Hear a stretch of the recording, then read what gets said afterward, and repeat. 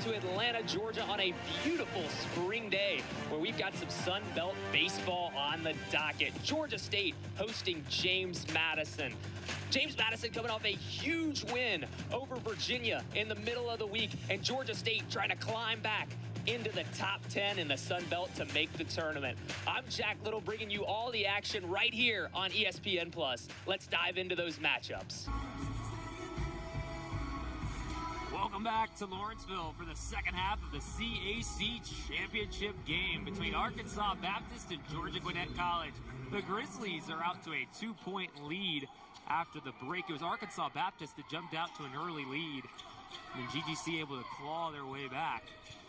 2 free throws from Martinez there at the end of the half gave the Grizzlies the lead, and they come out with a quick forced turnover. Very even game so far, Jack. Bench points, assists, rebounds, all very even. And it's going to be a great second half to decide the champion of the CAC conference. Lob up top, and Johnson with the hammer! He caught a body.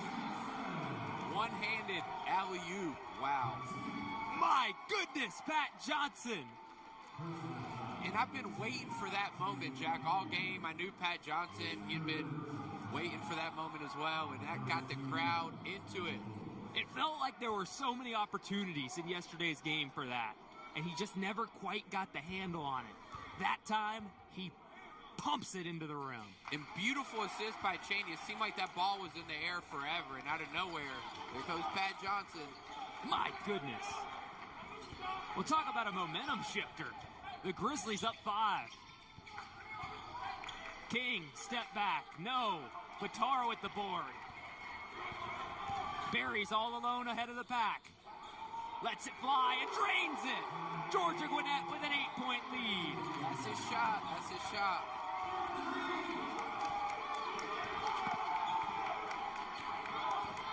Just like that, the Grizzlies explode at the beginning of the second half on a 6-0 run.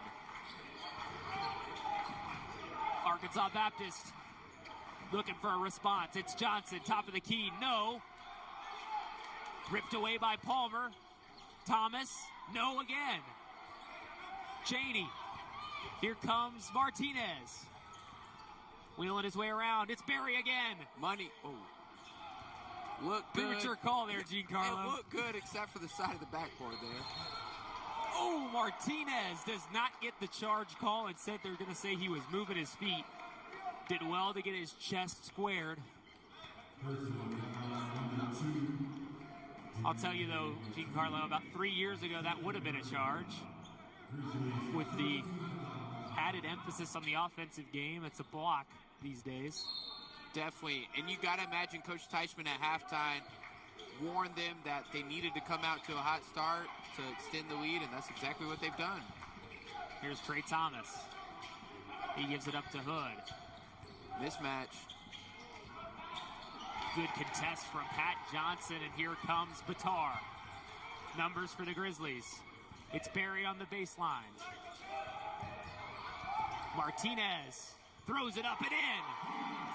Beautiful up and under, and it looked like he was almost going to pass it to Pat Johnson. Last second decided to lay it up with 2 hands. 8-0 run for the Grizzlies. And a timeout for Arkansas Baptist. Georgia Gwinnett can feel it. A great option for the SCAD side, getting a lot of minutes this season. Were you able to sneak past a couple of goals past him? No. No. If anybody did, it certainly wouldn't have been me.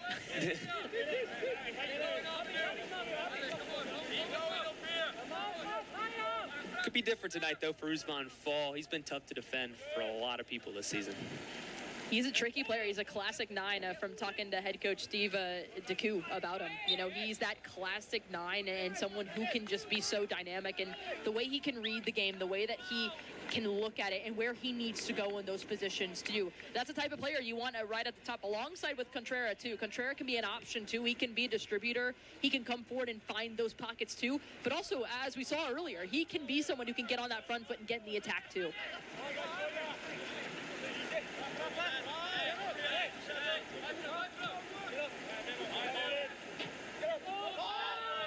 little bit of pressure applied now from Goich. Will force Darub long.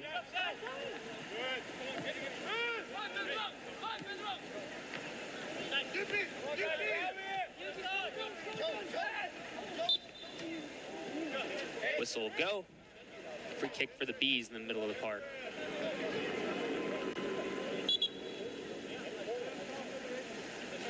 One thing, too, that's been really interesting in the first couple minutes, I'm curious to see how it plays out in the last couple of minutes here in the first half, too.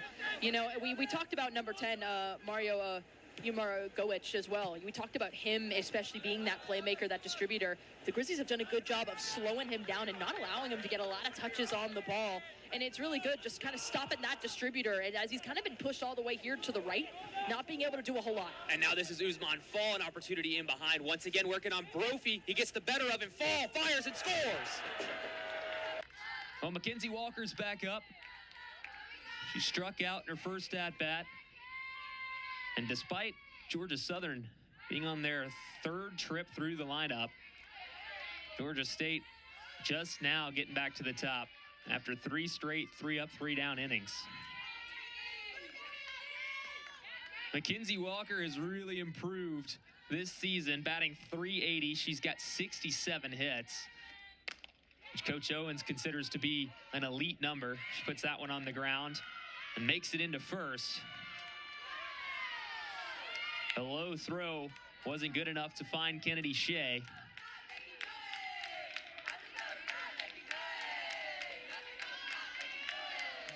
Anytime you put Mackenzie Walker on the base path, it's dangerous. Walker started her career as a track star, transitioned over to softball, but still has that track speed on the base path. Another speedster up now, it's Maya Bagsby. Two very similar players at the top of the lineup for Georgia State. She swings high at that one. Walker in on time.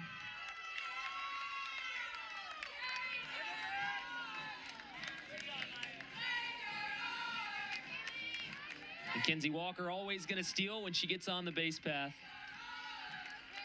Took off on the first pitch, makes it in easily.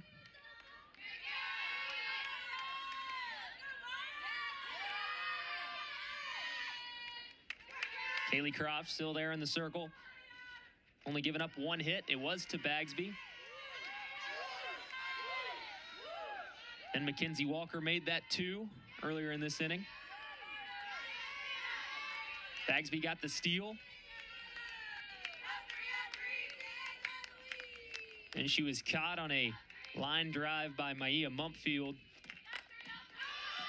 That's hit deep by Bagsby towards the wall.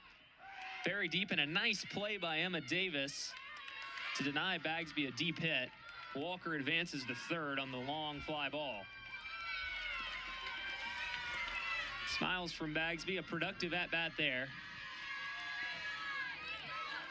Runner on third now for Georgia State with just 1 out. Chance to get on the board. Had to tag up a couple of times there, but able to trot it on over to third. Mumpfield back up. She had a liner to short, and a heck of a play by Delaney Thames to deny her a base hit.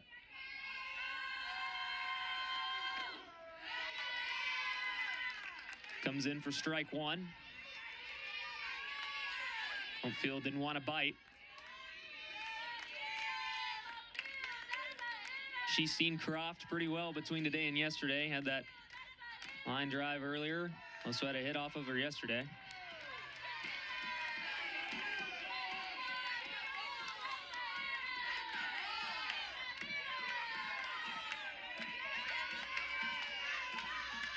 The 0-2, advantage Croft.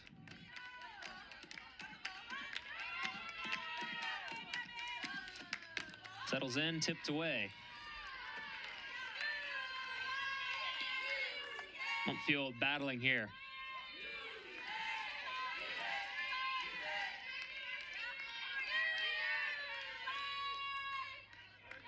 Mumpfield, the senior from Decula. And a nice injection of power into this lineup. She knocks that foul first.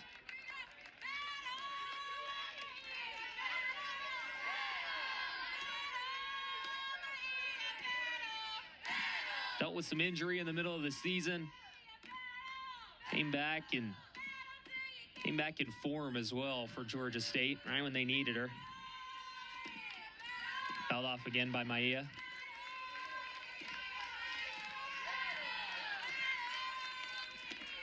She's been a 4-year starter here at Georgia State. Decided to stay on when Becca Owens took over. She's the team leader in batting average last season with .328 as she dribbles this towards short. The throw's on time, but the run scores. Georgia State gets on the board here in the bottom of the 4th.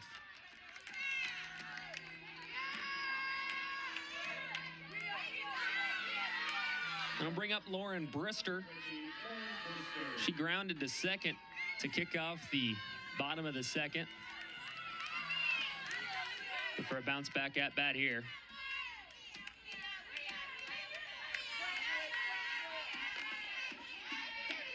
First pitch ball to Brister. The junior from Lilburn, Georgia. Started at Parkview High School, not too far from here.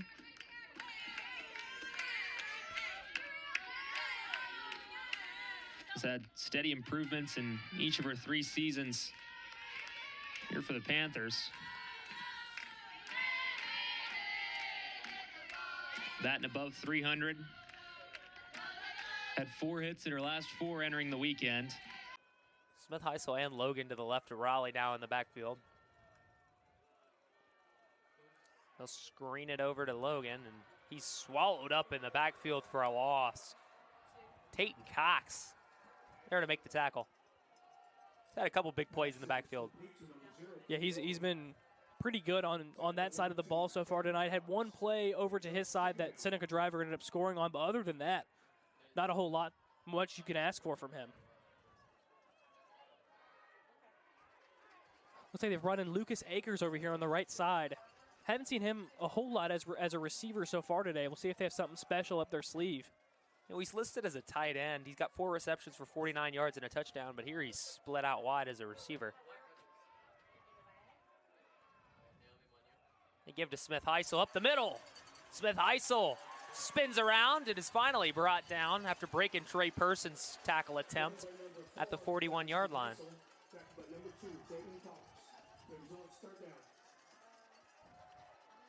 Corbin is definitely testing the waters here. I keep seeing Seneca Driver with one-on-one coverage over here on the right side. They will have safety help, but I think if you get Seneca on an island, you should probably force him over here. Well, excuse me, that was not a first down. It's actually 3rd and 7. Yeah, it was the wrong stick. I looked at it too. Yeah, they've got a mistake up on the scoreboard. They've got it fixed now. Raleigh trying to get somebody to jump. Nobody deep for Corbin, and that's so interesting, but they certainly feel comfortable having nobody deep. Play clock running down. Raleigh gets the snap off. He keeps it to the outside, beats Cox, and gets down inside the 30-yard line for a first down for Boyle County. Look at Jet Raleigh. We were talking earlier about how a lot of his runs have gone for negative yardage, but they've been running a lot of those RPOs, trying to free him to get something on the outside. Worked perfectly right there, and he broke a tackle. You know, he reminds me a lot of Gunnar Stockton last year when he came in against Notre Dame. Yeah. They don't ask him to do a ton, but they've got really good receivers and routes to get their guys open. And he just gets quick yards out, but then he's able to run, and he's tough when he runs. And most importantly, you can tell Coach Haddox trusts his young quarterback to make the right play almost every single time. The Grizzlies working ahead. There's Simo in a wide area. Fall running to the back post. He finds Osorio as a go, and it's blocked. Another corner for the Grizzlies. It's a good block. It's a block that needed to be made because Osorio, as he's driving in that ball, I mean, the way it was dipping, it looked like it was going to be on target in that one and just got right in the way of it. It sent up into the air and out for a corner. Harry Walsh, the reliable center back, been here for 4 years at Rio Grande. First team all-conference player, potentially saving a goal. Osorio whips in. Hamu touched off the post. Now Rio can run. They've shown a willingness to counter on these corners. Here's Rosic. Alejandro steps to him, now Goncalves with Gomez on him. Drops to Munoz Salazar, and the Grizzlies are able to kill the attack. Rayo still in possession. Lofted in the big frame of Darub. Goes upstairs and gets it. It's the one thing that I think the counter has been working so well for the Red Storm. But what's happening, and it's what Georgia Gwinnett, I think, has done well early on, too, is they get the numbers back quickly. They do enough. The players that are in charge of staying back in that back line, they do enough to slow down that counter. That allows for players to get back and help defend in those moments. And then it creates a bit of a situation where the Red Storm now has to build, find those moments. That's how Georgia Gwinnett's been able to win the ball back and go the other way.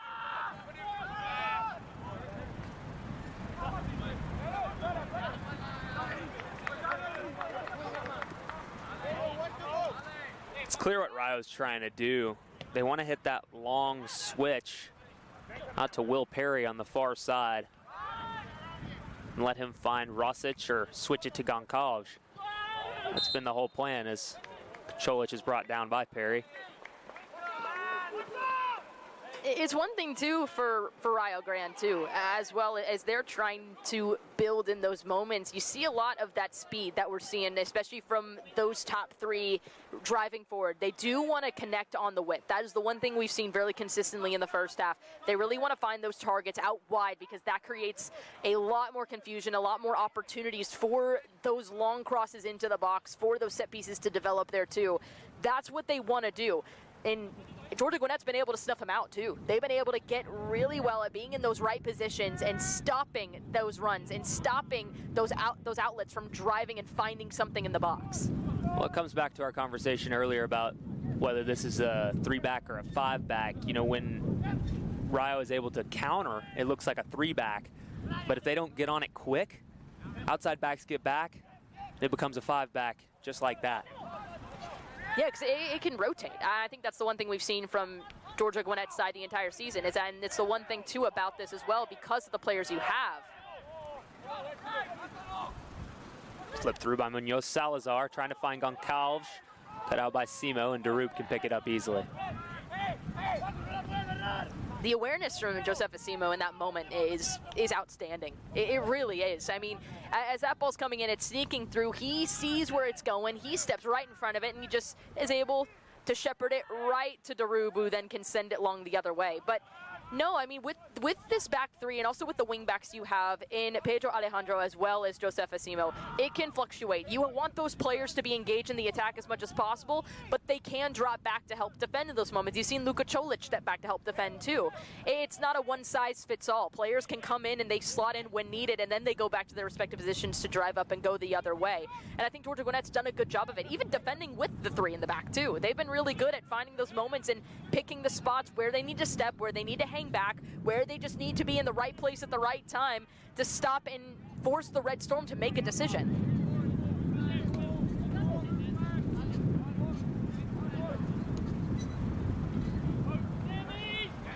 Long ball over the top, doesn't connect with Contreras. Matt, is that a concern if you're Steve Decoux? It feels like a lot of these long balls have just kind of gone wanting or found the hands of Sami Amu. I think a lot of it you have to play the factor. There is a little bit of wind, especially as that ball gets carried up into the air. It can kind of drop not where you want it to be, too. But at this point, too, you're trying to send that ball forward. You know, Usman Falonado Contreras, they can make something out of anything. And we've seen it happen so many times this season, too. So I think when you're sending that ball forward, yes, it's going right into the hands of Hamu, but also that allows you to get the press up. You can press in that dangerous area in the attacking third and then get the turnover, just like they did now. Here they come. It's Osorio. Trips over the ball a little bit. Instead, he finds Alejandro. Flipped in towards Fall. And we'll run out of play. Pass to the big striker. Usman up to 15 goals on this season. He's got 4 assists to go along with those. Strong contender for a first-team All-NAIA player. Gomez and Goncalves. Gomez does well to win.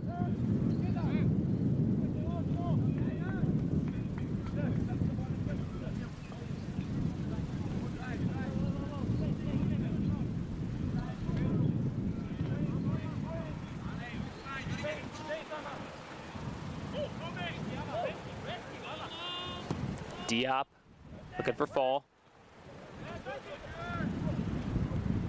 Now it falls to Fall. Left-footed shot, edge of the box. Usman Fall nearly puts the Grizzlies ahead. Instead, Sami Hamu is up to the task.